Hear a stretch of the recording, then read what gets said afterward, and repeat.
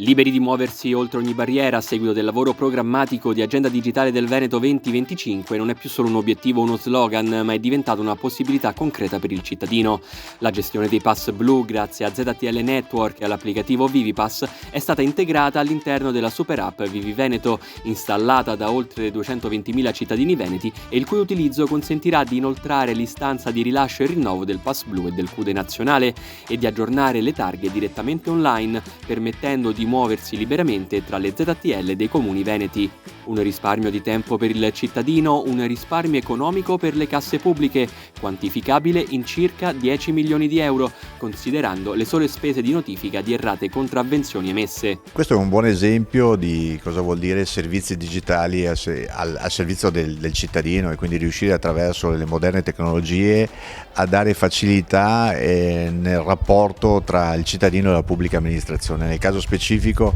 a evitare multe, a evitare contenziosi, a far sì che effettivamente chi poi utilizza questo strumento possa utilizzare al meglio le opportunità in termini di utilizzo dei parcheggi e di aree accessibili per chi ha delle disabilità, ed è la dimostrazione come questi servizi devono essere messi a disposizione di tutti attraverso poi quelli che sono gli applicativi più semplici, che oggi sono le app, e quindi aver inserito questo strumento all'interno di Vivi Veneto è la dimostrazione che questo percorso di creare un ecosistema digitale all'interno della super app Vivi Veneto si sta popolando sempre di più di nuovi servizi che i cittadini apprezzano e che useranno sempre di più. ZTL Network, che unisce attualmente i dati delle 120.000 targhe abilitate al transito nelle zone a traffico limitato di 330 comuni veneti, è tra le soluzioni gratuite offerte dalla Regione del Veneto a comuni ed enti e compone quel set di strumenti digitali, assieme a Vivipass e Vivi Veneto, in grado di fornire le risposte ai bisogni di mobilità dei cittadini con disabilità. Sì, questa è la dimostrazione che il lavoro che facciamo costantemente di ascolto del territorio, dei bisogni che vengono sia degli stakeholder come cittadini, sia delle pubbliche amministrazioni, poi trovano un momento di sintesi che deve avere